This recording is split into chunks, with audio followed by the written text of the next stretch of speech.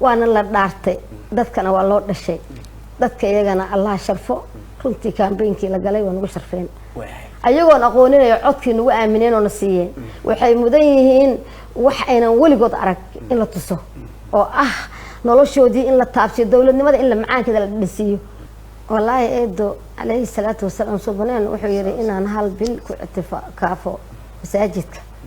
waxa iiga khayr badan inaan miskiin ducafiyo oo adeego oo aan xataa hadaan wax kale waa mataacad u raro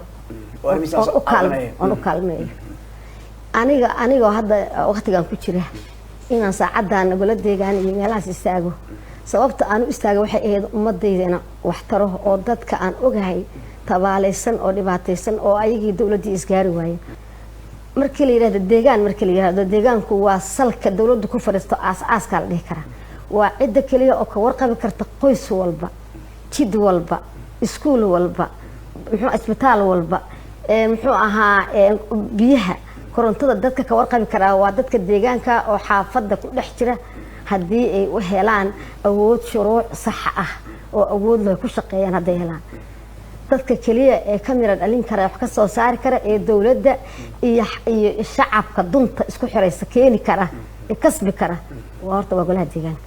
dhalinyarada hadda deegaanka loo doortay ee gobolka Banaadirna waxaan ka codsanayaa una sheegayaa waana la dhaartay dadkana waa loo dhashay dadka iyagana Allah sharfo runtii campaign-kii la galay waa nagu sharfeen ayagoon aqooninayo codkii nagu aamineen oo na siiyeen waxay mudan yihiin wax aynan waligood arag in la tuso oo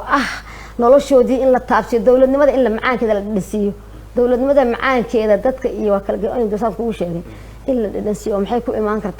kartaa si sax oo siman oo cadaalad guriyahooda looga warqabo deegaankooda jidadkooda waxbarashadooda caafimaadkooda kulligood in la control la kormeero oo dhismooda la ogaado oo dhaqaalahooda maxaa la jaangooyo oo wax alaaleey wixii u yimaado oo shaqo sidii loogu talagalay u hirgasho oo bilicda magaalada soo xaafad walba soo baxdo waxay ku imaan kartaa xaafadaha quruxdooda iyo sharaftooda bilicda waxay ku imaan kartaa sida golaha deegaanka ee xil saaran ee degmadaas ay u shaqeeyaan insha Allah waxaan rajaynaynaa in tartan la galo oo bilado iyo premium degmooyinka lagu kala qaadan doono